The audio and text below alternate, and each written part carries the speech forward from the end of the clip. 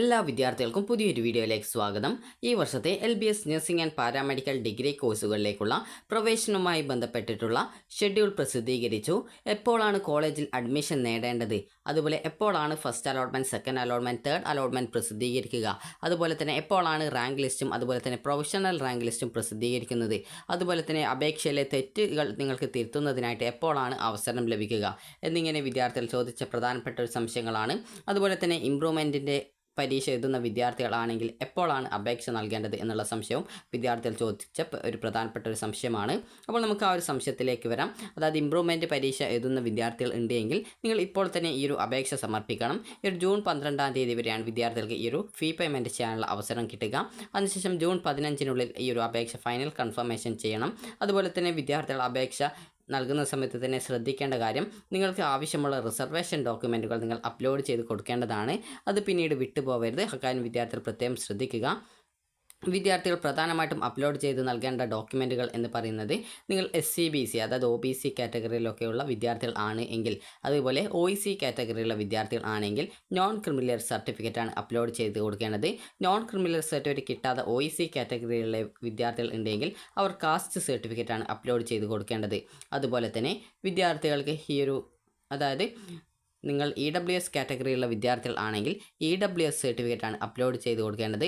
അതുപോലെ SC/ST വിദ്യാർത്ഥികൾ ആണെങ്കിൽ തഹസിൽദാർ നൽകുന്ന അതായത് കമ്മ്യൂണിറ്റി സർട്ടിഫിക്കറ്റാണ് അപ്ലോഡ് ചെയ്ത് കൊടുക്കേണ്ടത്. അതുപോലെ തന്നെ മൈനോറിറ്റി കോട്ടയിലേക്കുള്ള റിസർവേഷൻ ഉണ്ട്. അതായത് ഈ ഒരു ക്രിസ്ത്യൻ മുസ്ലിം വിദ്യാർത്ഥികൾക്ക് മൈനോറിറ്റി കോട്ട സീറ്റുകളുണ്ട്. അപ്പോൾ ആ ഒരു സീറ്റിലേക്ക് പ്രവേശനത്തിനായിട്ട് നിങ്ങൾ ഒന്നുകിൽ non criminal certificate already upload ചെയ്യുന്നത് കൊണ്ട് തന്നെ അത് പരിഗണിക്കും. അതുപോലെ തന്നെ നിങ്ങൾക്ക് വേണമെങ്കിൽ കാസ്റ്റ് സർട്ടിഫിക്കറ്റ് അപ്ലോഡ് ചെയ്ത് കൊടുക്കാം.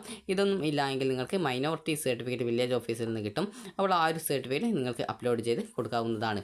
അതുപോലെ തന്നെ വിദ്യാർത്ഥികൾക്ക് ഈ ഒരു എല്ലാ സർട്ടിഫിക്കറ്റും സ്റ്റേറ്റ് എഡ്യൂക്കേഷണൽ പർപ്പസിനുള്ളതായിരിക്കണം. നിങ്ങൾ കീമിന് അപ്ലൈ ചെയ്യുന്ന സമയത്ത് ഏതെങ്കിലും സർട്ടിഫിക്കറ്റ് തയ്യാറാക്കിയിട്ടുണ്ടെങ്കിൽ അത് നിങ്ങൾക്ക് ഇതിനായിട്ട് ഉപയോഗിക്കാവുന്നതാണ്. എന്നാൽ നീറ്റിനോ JEEക്കോ ഉപയോഗിച്ച സർട്ടിഫിക്കറ്റുകൾ ഉപയോഗിക്കാൻ സാധിക്കുന്നതല്ല. അതുപോലെ തന്നെ സാമ്പത്തിക സംവരണം ആനുകൂല്യം, ഈ ഒരു സ്കോളർഷിപ്പ് ആനുകൂല്യം ലഭിക്കാൻ അർഹതയുള്ള വിദ്യാർത്ഥികൾ നിങ്ങളുടെ ഇൻകം സർട്ടിഫിക്കറ്റ് അപ്ലോഡ് ചെയ്ത് കൊടുക്കേണ്ടതാണ്. അക്കാര്യം വിദ്യാർത്ഥികൾ പ്രത്യേകം ശ്രദ്ധിക്കുക. അതുപോലെ തന്നെ നിങ്ങൾക്ക് മറ്റെന്തെങ്കിലും റിസർവേഷനുകൾ ഉണ്ട് എങ്കിൽ, അതായത് മിശ്ര വിവാഹിതരുടെ മക്കൾ, അതുപോലെ മത്സ്യത്തൊഴിലാളികളുടെ മക്കൾ, അതുപോലെ തന്നെ NCC കോട്ട, സ്പോർട്സ് കോട്ട എന്നിവയിലൊക്കെ സീറ്റ് റിസർവേഷൻസ് ഉള്ള വിദ്യാർത്ഥികളുണ്ടെങ്കിൽ നിങ്ങൾ അതുമായി ബന്ധപ്പെട്ടുള്ള റിസർവേഷൻ ഡോക്യുമെൻറ്റുകൾ ഈ ഒരു അപേക്ഷ നൽകുന്ന സമയത്ത് തന്നെ അപ്ലോഡ് ചെയ്ത് കൊടുക്കേണ്ടതാണ്. അതായത് ഈ ഫൈനൽ സബ്മിഷന് മുമ്പായിട്ട് നൽകേണ്ടതാണ്. കാരണം ഫൈനൽ സബ്മിറ്റ് ചെയ്ത് കഴിഞ്ഞാൽ പിന്നീട് പുതിയൊരു ഡോക്യുമെൻറ്റ് റിസർവേഷനായിട്ട് അപ്ലോഡ് ചെയ്ത് കൊടുക്കാനായിട്ട് സാധിക്കുന്നതല്ല. അതുപോലെ തന്നെ നിങ്ങൾക്ക് ഈ ഒരു റിസർവേഷൻ ഡോക്യുമെൻറ്റ് അപ്ലോഡ് ചെയ്ത് കൊടുത്തിട്ടില്ല എങ്കിൽ പ്രത്യേകിച്ച് അങ്ങനെ പ്രോബ്ലം ഒന്നുമില്ല. കാരണം നിങ്ങൾക്ക് ആ ഒരു റിസർവേഷനുള്ള സീറ്റിലേക്ക് അലോട്ട്മെൻറ്റിനായിട്ട് പരിഗണിക്കില്ല എന്ന് മാത്രമേ ഉള്ളൂ. അതേസമയം സ്റ്റേറ്റ് മെറിറ്റ് കോട്ടയിലേക്ക് നിങ്ങളെ പരിഗണിക്കുന്നത് ആയിരിക്കും. അതുകൊണ്ട് തന്നെ വിദ്യാർത്ഥികൾ അതിൽ പേടിക്കേണ്ട ആവശ്യമൊന്നുമില്ല. കാരണം പല വിദ്യാർത്ഥികളും റിസർവേഷൻ ഡോക്യുമെൻറ്റ് അപ്ലോഡ് ചെയ്യാൻ വിട്ടുപോയി എന്നൊക്കെ പറഞ്ഞിട്ടുണ്ടായിരുന്നു. അപ്പോൾ നിങ്ങൾ ശ്രദ്ധിക്കേണ്ടത്, ഈ ഒരു റിസർവേഷൻ എന്തൊക്കെ റിസർവേഷൻസ് ആണ് നിങ്ങൾക്കുള്ളത്, അതായത് പേഴ്സൺ വിത്ത് ഡിസബിലിറ്റീസ് ഉള്ള, അതായത് ഈ ഒരു ഡിസബിലിറ്റി 40% അതിന് മുകളിലുള്ള വിദ്യാർത്ഥികൾക്ക് റിസർവേഷൻ ഉണ്ട്. അപ്പോൾ അങ്ങനെയുള്ള വിദ്യാർത്ഥികളാണെങ്കിൽ ഏകദേശം നിങ്ങൾക്കൊരു 167 ഒക്കെ ഇൻഡെക്സ് മാർക്ക് ഉണ്ടെങ്കിൽ കൂടി നിങ്ങൾക്ക് അലോട്ട്മെൻറ്റ് ഗവൺമെൻറ് കോളേജിലൊക്കെ കിട്ടും. അപ്പോൾ അങ്ങനെയുള്ള വിദ്യാർത്ഥികളാണെങ്കിൽ PD കാറ്റഗറിയിൽ ആവശ്യമായിട്ടുള്ള, അതായത് ജില്ലാ മെഡിക്കൽ ബോർഡിൽ നിന്ന് നൽകുന്ന മെഡിക്കൽ സർട്ടിഫിക്കറ്റ് കൂടി അപ്ലോഡ് ചെയ്ത് നൽകാനായിട്ട് ശ്രദ്ധിക്കേണ്ടതാണ്. അങ്ങനെയെങ്കിൽ മാത്രമാണ് നിങ്ങൾക്ക് ആ ഒരു PD കോട്ടയിലുള്ള റിസർവേഷൻ ലഭിക്കുകയുള്ളൂ. PD എന്ന് പറഞ്ഞാൽ അംഗവൈകല്യമുള്ള വിദ്യാർത്ഥികളാണ്. അപ്പോൾ അങ്ങനെയുള്ളവർക്ക് ഈ ഒരു പേഴ്സൺ വിത്ത് ഡിസബിലിറ്റീസ് ഉള്ള വിദ്യാർത്ഥികൾക്ക് ആ ഒരു കോട്ടയിൽ പ്രവേശനം ലഭിക്കുന്നതായിരിക്കും. അതുപോലെ NRI കോട്ടയിൽ അഡ്മിഷൻ ആഗ്രഹിക്കുന്ന വിദ്യാർത്ഥികൾ സ്പോൺസർഷിപ്പ് സർട്ടിഫിക്കറ്റ്, അതുപോലെ തന്നെ സ്പോൺസറുടെ ആ ഒരു പാസ്പോർട്ടിൻ്റെ കോപ്പി, അതുപോലെ തന്നെ സ്പോൺസറുമായി ബന്ധപ്പെട്ടുള്ള ആ ഒരു വില്ലേജ് ഓഫീസിൽ നൽകുന്ന റിലേഷൻഷിപ്പ് സർട്ടിഫിക്കറ്റ് എന്നിങ്ങനെയുള്ള സർട്ടിഫിക്കറ്റ് അപേക്ഷാ സമയത്ത് അപ്ലോഡ് ചെയ്ത് കൊടുക്കേണ്ടതാണ്. അങ്ങനെയെങ്കിൽ മാത്രമാണ് NRI കോട്ടയിലേക്കുള്ള സീറ്റ് നിങ്ങൾക്ക് ലഭിക്കുക. അതുപോലെ തന്നെ NRI കോട്ടയിൽ സാധാരണ സ്റ്റുഡൻസിനുള്ള ഫീസിനേക്കാൾ സെൽഫ് ഫിനാൻസ് കോളേജിൽ ഏകദേശം ഗവൺമെൻറ്റിൽ ഈ ഒരു രീതിയിൽ NRI കോട്ടയില്ല, സെൽഫ് ഫിനാൻസ് കോളേജിലാണ് വരുന്നത്. അപ്പോൾ ആ ഒരു കോളേജിൽ ഏകദേശം 30,000 രൂപ എക്സ്ട്രാ ആയിട്ട് ഈ ഒരു NRI കോട്ടയിൽ സീറ്റിന് ഫീസ് വരുന്നതായിരിക്കും. അതുപോലെ തന്നെ വിദ്യാർത്ഥികൾ ഇംപ്രൂവ്മെൻറ്റ് പരീക്ഷ എഴുതുന്ന വിദ്യാർത്ഥികളാണെങ്കിൽ ഈ ഒരു അപേക്ഷ ഇപ്പോൾ നൽകേണ്ടതാണ്, പിന്നീട് നൽകാൻ സാധിക്കുന്നതല്ല. അതായത് ജൂൺ 12-നകം തന്നെ നിങ്ങളുടെ അപേക്ഷ, അതായത് ഈ ഒരു ഫീ പേയ്മെൻറ്റ് ചെയ്യും. അതിനുശേഷം ജൂൺ 15-നകം നിങ്ങളുടെ ആപ്ലിക്കേഷൻ കംപ്ലീറ്റ് ചെയ്യുകയും ചെയ്യേണ്ടതാണ്. ഈ ഒരു ടെൻറ്റേറ്റീവ് അലോട്ട്മെൻറ്റ് ഷെഡ്യൂൾ എന്താണ് എന്നുള്ളത് നോക്കാം.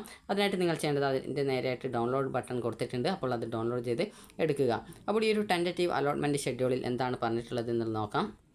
അപ്പോൾ ഈ ഒരു ടെൻറ്റേറ്റീവ് അലോട്ട്മെൻറ്റ് ഷെഡ്യൂളിൽ പറഞ്ഞിട്ടുള്ള ഡീറ്റെയിൽസ് എന്ന് പറയുന്നത് ഓരോ അലോട്ട്മെൻറ്റും എപ്പോഴാണ് പ്രസിദ്ധീകരിക്കുക എന്നുള്ളതും, അതുപോലെ നിങ്ങളുടെ അക്കാദമിക് അതുപോലെ തന്നെ പേഴ്സണൽ ഡാറ്റ എപ്പോഴാണ് ഈ ഒരു അതായത് ചെക്ക് ചെയ്ത് വെരിഫിക്കേഷൻ ചെയ്ത ശേഷം നിങ്ങൾക്ക് നിങ്ങളുടെ അപേക്ഷയിൽ എന്തെങ്കിലും തെറ്റുകളുണ്ടെങ്കിൽ അത് മനസ്സിലാക്കുന്നതിനും അത് പരിഹരിക്കുന്നതിന് ആവശ്യമായിട്ടുള്ള ഡോക്യുമെൻറ്റുകൾ അപ്ലോഡ് ചെയ്ത് നൽകുന്നതിനുമുള്ള സൗകര്യം എപ്പോഴാണ്, ഏത് ദിവസമാണ് എന്നുള്ളതും, അതുപോലെ തന്നെ എപ്പോഴാണ് കോളേജിൽ അഡ്മിഷൻ നേടേണ്ടത്, അതുപോലെ തന്നെ ഫീ പേയ്മെൻറ്റ് എപ്പോഴാണ് ചെയ്യേണ്ടത് എന്നിങ്ങനെയുള്ള ഡീറ്റെയിൽസുകളാണ് ഇതിൽ നൽകിയിട്ടുള്ളത്. അപ്പോൾ നമുക്ക് ഓരോ ഡീറ്റെയിൽസും കറക്റ്റായിട്ട് നോക്കാം. അപ്പോൾ ആദ്യം തന്നെ നിങ്ങൾക്ക് ഈ ഒരു അപേക്ഷ ഓൺലൈനായിട്ട് നൽകാനുള്ള, അതായത് ബാങ്കിൽ ഓൺലൈനായിട്ട് ഓൺലൈനായിട്ടോ അല്ലെങ്കിൽ ബാങ്കിൽ ചലാൻ ഉപയോഗിച്ചുകൊണ്ടോ നിങ്ങൾക്ക്, അത് ഫെഡറൽ ബാങ്ക് വഴി ചലാൻ ഉപയോഗിച്ചുകൊണ്ടോ ഈ ഒരു അഡ്മിഷനായിട്ടുള്ള, അതായത് അപ്ലിക്കേഷൻ ഫീസ് അടക്കാനുള്ള ലാസ്റ്റ് ഡേറ്റ് എന്ന് പറയുന്നത് ഈ ഒരു ജൂൺ 12-ാം തീയതിയാണ്. അപ്ലിക്കേഷൻ കംപ്ലീറ്റ് ചെയ്യാനുള്ള ലാസ്റ്റ് ഡേറ്റ് എന്ന് പറയുന്നത് ഈ ഒരു ജൂൺ 15-ാം തീയതിയാണ്. അപ്പോൾ നിങ്ങളുടെ personal and academic data registration, അതായത് നിങ്ങളുടെ ആ ഒരു ഡീറ്റെയിൽസ് കംപ്ലീറ്റ് ചെയ്യാനുള്ള ലാസ്റ്റ് ഡേറ്റ് ഈ ഒരു ജൂൺ 15 തീയതിയാണ്. അതായത് 17 മുതൽ 15-ാം തീയതി വരെയാണ് ഈ ഒരു ഡേറ്റ് വന്നിട്ടുള്ളത്. അതായത് ഈ ഒരു മെയ് 17 മുതൽ ഈ ഒരു ജൂൺ 15-ാം തീയതി വരെ.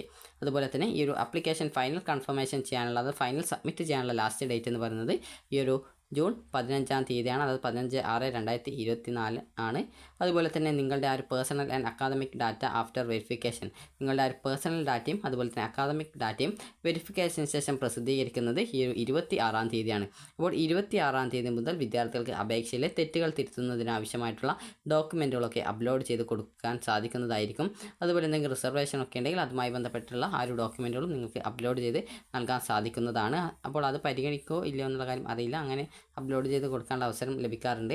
അതുപോലെ തന്നെ ആ ഒരു റെക്ടിഫിക്കേഷൻ ഓഫ് കംപ്ലയിൻറ്റ്സ്, അതായത് നിങ്ങൾ നൽകുന്ന ആ ഒരു ഡീറ്റെയിൽസിൻ്റെ അടിസ്ഥാനത്തിൽ നിങ്ങൾക്ക് ആ ഒരു ഡീറ്റെയിൽസൊക്കെ നൽകാനുള്ള ലാസ്റ്റ് ഡേറ്റ് എന്ന് പറയുന്നത് ഈ ഒരു അതായത് 2-ാം തീയതി വരെയാണ്. അതായത് ഈ ഒരു ജൂലൈ 2-ാം തീയതി വരെയാണ്. റാങ്ക് ലിസ്റ്റിൽ പ്രൊവിഷണൽ റാങ്ക് ലിസ്റ്റ്, അതായത് താൽക്കാലിക റാങ്ക് ലിസ്റ്റ് വരുന്നത് ഈ ഒരു ജൂലൈ 8-ാം തീയതിയും. അതിനുശേഷം നിങ്ങൾക്ക് എന്തെങ്കിലും പരാതികൾ ഉണ്ടെങ്കിൽ അവരെ അറിയിക്കാൻ സാധിക്കും. അപ്പോൾ അതിനുശേഷം നിങ്ങൾക്ക് ആ ഒരു ഫൈനൽ റാങ്ക് ലിസ്റ്റ് പ്രസിദ്ധീകരിക്കുക ഈ ഒരു ജൂലൈ 10-ാം തീയതിയാണ്. അതുപോലെ തന്നെ അതിനുശേഷം കോളേജ് കോഴ്സ് ഓപ്ഷനുകൾ ഗവൺമെൻറ് അപ്രൂവൽ അനുസരിച്ച് പ്രസിദ്ധീകരിക്കും. അപ്പോൾ അതിനുശേഷമാണ് ഓപ്ഷൻ രജിസ്ട്രേഷൻ വരിക. അപ്പോൾ ഓപ്ഷൻ രജിസ്ട്രേഷൻ നിങ്ങൾക്ക് ഈ ഒരു ജൂലൈ 10 മുതൽ ജൂലൈ 15-ാം തീയതി വരെയാണ് ഉണ്ടാവുക. അപ്പോൾ ആ ഒരു ഘട്ടത്തിൽ വരുന്ന ഓപ്ഷനുകൾ ആ ഒരു ഘട്ടത്തിൽ തന്നെ നൽകണം. കാരണം പിന്നീട് ഈ ഒരു ഫസ്റ്റ്, സെക്കൻഡ്, തേർഡ് അലോട്ട്മെൻറ്റ് വരുന്ന സമയത്ത് പുതിയൊരു കോളേജ് വരികയാണെങ്കിൽ മാത്രമാണ് ആ ഒരു പുതിയ കോളേജ് ആഡ് ചെയ്യാനായിട്ട് കൊടുക്കാൻ സാധിക്കുക. ആദ്യം വന്നിട്ടുള്ള കോളേജുകൾ പിന്നീട് ആഡ് ചെയ്ത് കൊടുക്കാനുള്ള അവസരം ഉണ്ടായിരിക്കുന്നതല്ല. അതുകൊണ്ട് തന്നെ ഫസ്റ്റ് വരുന്ന ഓപ്ഷൻസൊക്കെ ആ ഒരു ഘട്ടത്തിൽ തന്നെ ഓപ്ഷനായിട്ട് നൽകണം. അതുപോലെ തന്നെ ഗവൺമെൻറ് കോളേജുകൾ നിങ്ങൾക്ക് പ്രയോറിറ്റി ബേസിൽ, അതായത് മുൻഗണനാ ബേസിൽ നിങ്ങൾക്ക് നൽകാൻ സാധിക്കുന്നതാണ്.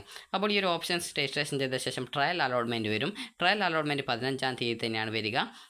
അതിനുശേഷം നിങ്ങൾക്ക് ഓപ്ഷൻ റീ അറേഞ്ച്മെൻറ്റും അതുപോലെ തന്നെ ആദ്യത്തെ ആ ഒരു ഓപ്ഷൻസ് നിങ്ങൾ നൽകുന്നതിനുള്ള ഏതെങ്കിലും ഓപ്ഷൻസ് നൽകാൻ വിട്ടുപോയിട്ടുണ്ടെങ്കിൽ ആദ്യം വന്ന ആ ഒരു ഓപ്ഷൻസ് ലിസ്റ്റിൽ നിന്നും നൽകാനുള്ളത് നിങ്ങൾക്ക് ഈ ഒരു ജൂലൈ 16-ാം തീയതി വരെ നൽകാം. 15 മുതൽ ജൂലൈ 16-ാം തീയതി വരെ നൽകാവുന്നതാണ്.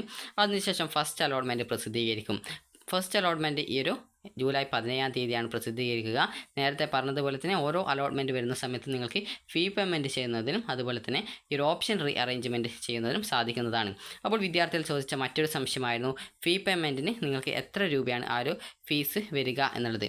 അപ്പോൾ വിദ്യാർത്ഥികൾ ചോദിച്ച ആ ഒരു സംശയത്തിനുള്ള ഉത്തരം കൂടി നമുക്ക് നോക്കാം.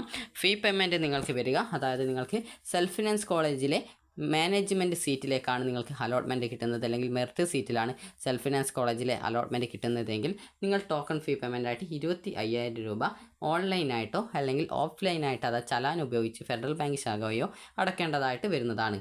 അപ്പോൾ നിങ്ങൾ SSC ST അതുപോലെ തന്നെ ഈ ഒരു അതായത് OEC കാറ്റഗറിയിലും അതുപോലെ ഏകദേശം 13ഓളം കാറ്റഗറിയുള്ള വിദ്യാർത്ഥികൾക്ക് ഈ ഒരു ഫീസ് റിസർവേഷൻ ഉണ്ട്.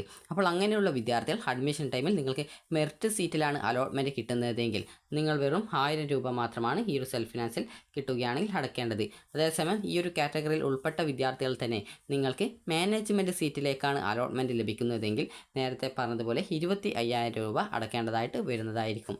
അതേസമയം ഈ ഒരു നിങ്ങൾക്ക് മാനേജ്മെൻറ്റ് കിട്ടുന്ന സമയത്ത് ആദ്യഘട്ടത്തിൽ നിങ്ങൾ ഈ ഒരു 1000 രൂപ മാത്രം അടക്കേണ്ടതായിട്ട് വരും. പിന്നീട് അഡ്മിഷൻ ടൈമിൽ ഈ ഒരു 25,000 രൂപ അടക്കേണ്ടതായിട്ട് വരും. മെറിറ്റ് സീറ്റിൽ കിട്ടുകയാണെങ്കിൽ മാത്രമാണ് ഈ ഒരു രീതിയിൽ 1000 രൂപ ഫീസായിട്ട് വരിക. അതുപോലെ തന്നെ ഗവൺമെൻറ് കോളേജിൽ ആണെങ്കിൽ ഏകദേശം 23,170 രൂപയാണ് ഏതൊരു വിദ്യാർത്ഥിക്കും ഫീസ് വരിക.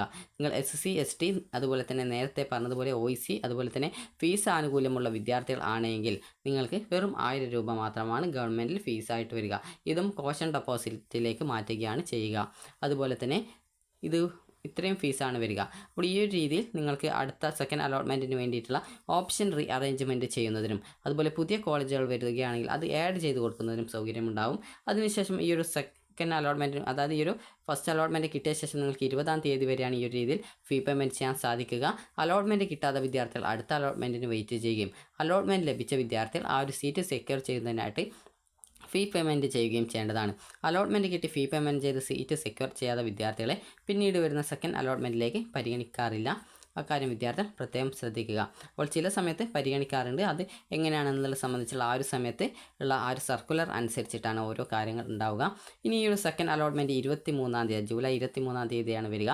അതിനുശേഷം ഇതേ രീതിയിൽ തന്നെ ഫീ പേയ്മെൻറ്റും ഓപ്ഷൻ റീ അറേഞ്ച്മെൻറ്റും ഉണ്ടാകും. ഫസ്റ്റ് അലോട്ട്മെൻറ്റിൽ കിട്ടിയ വിദ്യാർത്ഥിക്ക് മറ്റൊരു കോളേജിലേക്ക് കിട്ടുന്ന പക്ഷം വിദ്യാർത്ഥികൾക്ക് ആ ഒരു പുതിയ കോളേജിലേക്ക് മാറേണ്ടതായിട്ട് വരും. അതുപോലെ തന്നെ അലോട്ട്മെൻറ്റ് കിട്ടി ആ ഒരു സീറ്റ് തന്നെ മതി എന്നുള്ള വിദ്യാർത്ഥികളാണെങ്കിൽ ടോക്കൺ ഫീ പേയ്മെൻറ്റ് ചെയ്യുകയും അതുപോലെ ഹയർ ഓപ്ഷൻസ് ക്യാൻസൽ ചെയ്ത് കൊടുക്കുകയും ചെയ്യേണ്ടതായിട്ടുണ്ട്. അതുപോലെ തന്നെ വിദ്യാർത്ഥികൾക്ക് അങ്ങനെ പറയാൻ കാരണം അഥവാ നിങ്ങൾക്ക് മറ്റൊരു അലോട്ട്മെൻറ്റിൽ നിങ്ങൾക്ക് അടുത്ത ഹയർ ഓപ്ഷൻസിൽ ഇഷ്ടമില്ലാത്ത കോളേജ് കിട്ടുകയാണെങ്കിൽ ആദ്യം ലഭിച്ച സീറ്റ് നഷ്ടപ്പെടും. അപ്പോൾ അങ്ങനെ ഉള്ളത് കൊണ്ടാണ് ആ ഒരു കാര്യം പ്രത്യേകം പറയുന്നത്. അതിനുശേഷം പിന്നീട് തേർഡ് അലോട്ട്മെൻറ്റ് പ്രസിദ്ധീകരിക്കുകയും ഈ ഒരു തേർഡ് അലോട്ട്മെൻറ്റിന് ശേഷം വിദ്യാർത്ഥികൾക്ക് ഈ ഒരു ഫീ പേയ്മെൻറ്റ് ചെയ്യുന്നതിനുള്ള അവസരം തേർഡ് അലോട്ട്മെൻറ്റ് ഈ ഒരു 26-ാം തീയതിയാണ് വരിക. അതിനുശേഷം വിദ്യാർത്ഥികൾക്ക് 29-ാം തീയതി വരെ വിദ്യാർത്ഥികൾക്ക് ഫീ പേയ്മെൻറ്റ് ചെയ്യാൻ സാധിക്കും. അപ്പോൾ 29-ാം തീയതി മുതൽ അതായത് 26-ാം തീയതി തേർഡ് അലോട്ട്മെൻറ്റ് വന്ന ശേഷം നിങ്ങൾക്ക് കോളേജിൽ ജോയിൻ ചെയ്യുന്നതിനായിട്ട് അതായത് first allotment second allotment third അലോട്ട്മെൻറ്റുകളിൽ അലോട്ട്മെൻറ്റ് ലഭിച്ച വിദ്യാർത്ഥികൾക്ക് ഈ ഒരു ജൂലൈ 31-ാം തീയതി വരെ നിങ്ങൾക്ക് ഈ ഒരു കോളേജിൽ അഡ്മിഷൻ നേടുന്നതിനും സാധിക്കുന്നതാണ്. ഇതിനുശേഷം പിന്നീട് ഓൺലൈൻ അലോട്ട്മെൻറ്റ് അതുപോലെ സ്പോട്ട് അലോട്ട്മെൻറ്റ് എന്നിങ്ങനെയുള്ള അതുപോലെ സ്പെഷ്യൽ അലോട്ട്മെൻറ്റ് എന്നിങ്ങനെയുള്ള പേരുകളിൽ അലോട്ട്മെൻറ്റ് നടത്തി ബാക്കിയുള്ള സീറ്റുകൾ ഫില്ല് ചെയ്യുകയാണ് ചെയ്യുക. ടോട്ടൽ ഏകദേശം കഴിഞ്ഞ വർഷം ഏകദേശം 12-13ഓളം അലോട്ട്മെൻറ്റുകൾ നടത്തിയിട്ടുണ്ടായിരുന്നു. അപ്പോൾ വിദ്യാർത്ഥികൾക്ക് ഈ ഒരു വീഡിയോ ഉപകാരപ്രദമായിട്ടുണ്ടെന്ന് കരുതുന്നു. ഉപകാരപ്രദമായിട്ടുണ്ടെങ്കിൽ ലൈക്ക് ചെയ്യുക, ഷെയർ ചെയ്യുക. അതുപോലെ തന്നെ വിദ്യാർത്ഥികൾ ശ്രദ്ധിക്കേണ്ട കാര്യം നിങ്ങൾക്ക് ഏതെങ്കിലും അതായത് മാനേജ്മെൻറ്റ് സീറ്റോ മറ്റോ കിട്ടുകയാണെങ്കിൽ നിങ്ങൾക്ക് ആ ഒരു രീതിയിലൊക്കെ ട്രൈ ചെയ്യാവുന്നതാണ്. അപ്പോൾ നിങ്ങൾക്ക് ഗവൺമെൻറ് കോളേജിൽ കിട്ടണമെങ്കിൽ ഏകദേശം മിനിമം നിങ്ങൾക്ക് ഒരു 296 എങ്കിലും ആ ഒരു ഇൻഡെക്സ് സ്കോർ ഉണ്ടായിരിക്കണം. ചില സമയങ്ങളിൽ ഓരോ വർഷം അനുസരിച്ചാണ് അപേക്ഷ നൽകുന്ന വിദ്യാർത്ഥികളുടെ എണ്ണത്തിനനുസരിച്ചും നിങ്ങൾക്കുള്ള റിസർവേഷൻ അനുസരിച്ചുകൊണ്ടും നിങ്ങൾക്ക് ചിലപ്പോൾ ഇതിലും കുറവാണെങ്കിൽ കൂടി അലോട്ട്മെൻറ്റ് കിട്ടുന്നതായിരിക്കും. അപ്പോൾ അതുകൊണ്ട് തന്നെ വിദ്യാർത്ഥികൾ അപേക്ഷ നൽകിയിട്ട് നിങ്ങൾക്ക് ഗവൺമെൻറ് കോളേജിലേക്ക് അലോട്ട്മെൻറ്റ് കിട്ടുമോ എന്നുള്ള കാര്യം ചെക്ക് ചെയ്യുക. അതുപോലെ തന്നെ സെൽഫ് ഫിനാൻസ് കോളേജിൽ അഡ്മിഷൻ ആഗ്രഹിക്കുന്ന വിദ്യാർത്ഥികൾ ആ ഒരു ഫീ പേയ്മെൻറ്റൊക്കെ ചെയ്യാൻ സാധിക്കുമെങ്കിൽ മാത്രം സെൽഫ് ഫിനാൻസ് ഓപ്ഷൻ വെക്കാനായിട്ട് ശ്രദ്ധിക്കുക. കാരണം ചില സമയത്ത് അലോട്ട്മെൻറ്റ് ലഭിച്ചാൽ ജോയിൻ ചെയ്യാതെ വരികയാണെങ്കിൽ അലോട്ട്മെൻറ്റിൽ നിന്ന് പുറത്താക്കാനുള്ള സാഹചര്യമൊക്കെ ഉണ്ടാവാറുണ്ട്. അപ്പോൾ അതുകൊണ്ട് തന്നെ വിദ്യാർത്ഥികൾ ആ ഒരു കാര്യം പ്രത്യേകം ശ്രദ്ധിക്കുക. അപ്പോൾ നിങ്ങൾക്ക് ഈ ഒരു വീഡിയോ ഉപകാരപ്രദമായിട്ടുണ്ടെന്ന് കരുതുന്നു. ഉപകാരപ്രദമായിട്ടുണ്ടെങ്കിൽ ലൈക്ക് ചെയ്യുക, ഷെയർ ചെയ്യുക. Thank you for watching.